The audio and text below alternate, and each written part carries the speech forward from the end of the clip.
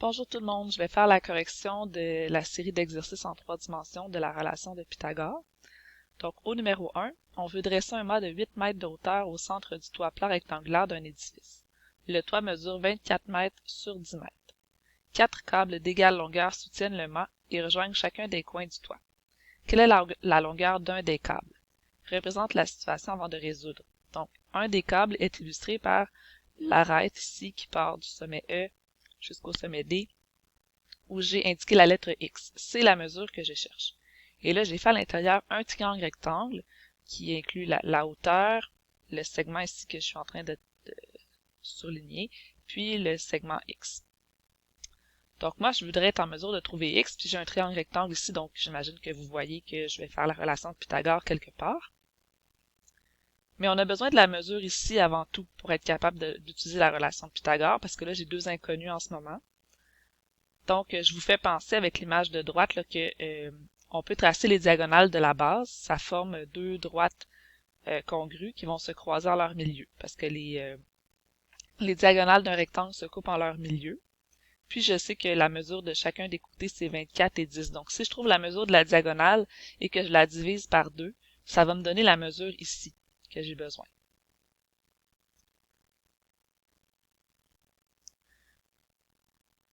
Donc, la démarche que j'ai fait ici, 24 à la 2 plus 10 à la 2 égale C à la 2 à gauche. Donc, c'est la relation de Pythagore avec le triangle, un des triangles là, qui est dans la base rectangulaire de la pyramide. J'obtiens 26 mètres. Donc, 26 mètres, c'est la diagonale. Si je divise par 2, j'obtiens la demi-diagonale. Donc, j'obtiens le côté que j'ai besoin ici, justement. J'obtiens 13. Donc, si je veux trouver X, ben, je vais faire 8 à la 2 plus 13 à la 2 est égal à X à la 2, puis je vais isoler X. Donc, c'est ça qui est ici. Et j'obtiens 15,26 mètres. Donc, ça, c'est la réponse. C'est le câble, c'est la valeur de X. On cherchait la mesure d'un câble, donc c'est terminé.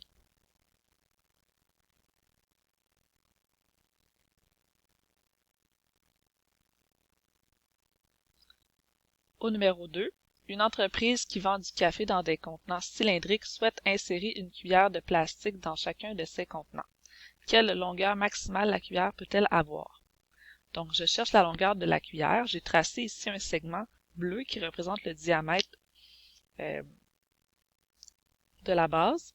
Puis en fait, ça forme un triangle rectangle si on prend la cuillère, le côté de la canne, puis le diamètre du cercle qui est la base de la canne. Donc, le triangle, je l'ai refait ici. Donc, le diamètre, c'est 10, la hauteur, c'est 14. Le diamètre de 10, comment je l'ai trouvé? Je connais la circonférence qui est ici, 31,4. La formule de la circonférence, c'est pi fois le diamètre, ou 2 pi r. Mais vu que ce que je cherche, c'est le diamètre, j'ai utilisé la formule pi fois d. Donc, si je veux isoler d, je fais circonférence divisée par pi. En fait, je divise par pi des deux côtés ici. Donc, ça fait c divisé par pi. 31,4 divisé par pi, ça me donne 10. Donc, le diamètre, c'est 10. Donc, par Pythagore, je peux trouver ici la mesure de l'hypoténuse. 10 à la 2 plus 14 à la 2 égale c à la 2. Pour éliminer l'exposant 2, je fais la racine carrée.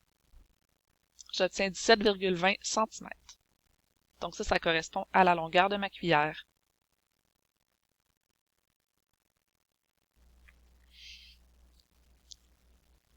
Au numéro 3, donc c'est une pyramide à base de pentagone, un polygone à 5 côtés.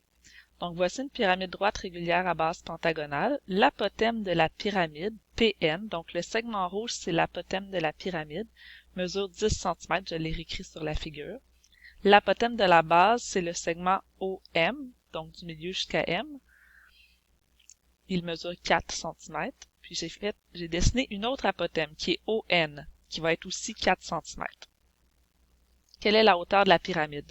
Donc, en traçant l'apothème supplémentaire ici, puis je sais qu'elle mesure 4 cm, je forme un triangle rectangle à l'intérieur, OPN. Donc, si je cherche la hauteur de la pyramide, je cherche en fait la hauteur d'un triangle où l'hypoténuse est 10 et la base est 4. Donc, j'ai écrit H ici pour la cathète vu que c'est la hauteur de la pyramide. Donc, 4 à la 2 plus H à la 2 va être égal à 10 à la 2. On isole H à la 2, 100 moins 16.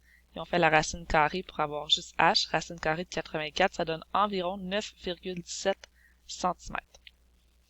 Ensuite, à la lettre B, si le périmètre de la base de cette pyramide est d'environ 14,4 cm, quel est l'aire latéral? Bon, il faut savoir que la formule de l'aire latérale de la pyramide, c'est périmètre de la base fois l'apothème de la pyramide divisé par 2.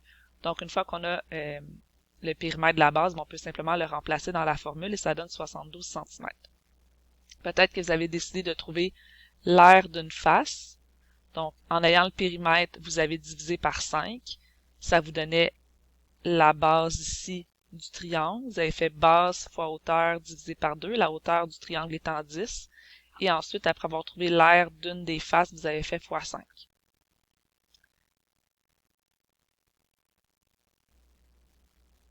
Le numéro 4 maintenant. Quelle est la hauteur de la pyramide droite régulière à base octogonale suivante? Donc, ce que je veux, c'est la hauteur de la pyramide. Donc, j'ai tracé ici là, un petit segment bleu qui représente la hauteur. Le périmètre de la base, c'est 12,2 cm et la grande diagonale, le segment AE, donc c'est le segment ici, A jusqu'à E, mesure 4 cm. L'arête PE mesure 5 cm. Donc, PE, c'est ici du sommet de la pyramide jusqu'au sommet E. Ici. Donc, ça, c'est l'arête latérale, qui est de 5 cm. Étant donné que la grande diagonale AE ici mesure 4, ben la moitié jusqu'au centre, ça va être 2. Donc, c'est pour ça que ici, j'ai mis 2 à la 2, plus x à la 2 égale 5 à la 2. X à la 2, ça se trouve à être la hauteur, justement. 5 à la 2, c'est l'hypoténuse du triangle qui correspond à l'arête latérale de la pyramide. Donc, j'ai refait le triangle en question ici. Donc, j'isole x à la 2. Ça fait 21 et je fais la racine carrée, ça donne environ 4,58 cm pour la hauteur du triangle qui correspond à la hauteur de la pyramide. Parce que le triangle qui est ici, c'est le triangle POE.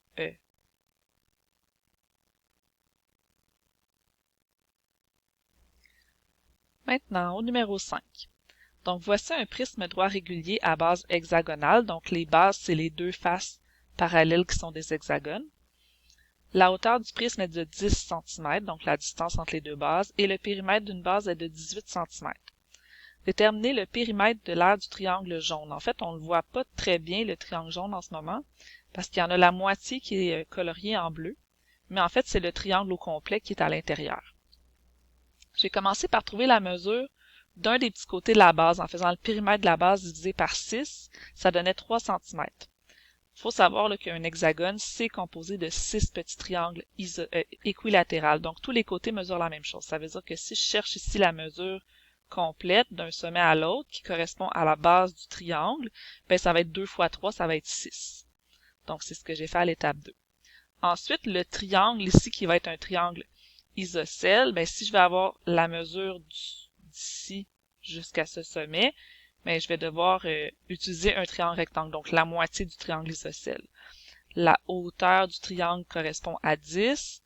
Ici, c'est 3, donc je cherche x, je cherche l'hypoténuse quand les deux cathètes sont 3 et 10. Donc 3 à la 2 plus 10 à la 2 égale x à la 2. On obtient que x est 10,44. Si je veux le périmètre du triangle, ben j'ai 10,44 plus 10,44 l'autre côté, plus 6. Ça fait environ 26,88 cm. Si je veux l'aire, ben je vais faire 6, la base, fois la hauteur 10 divisé par 2. Ça donne 30 cm². Donc voilà pour la correction des numéros 1 à 5. Le numéro 6 va être dans une vidéo différente. Bonne révision!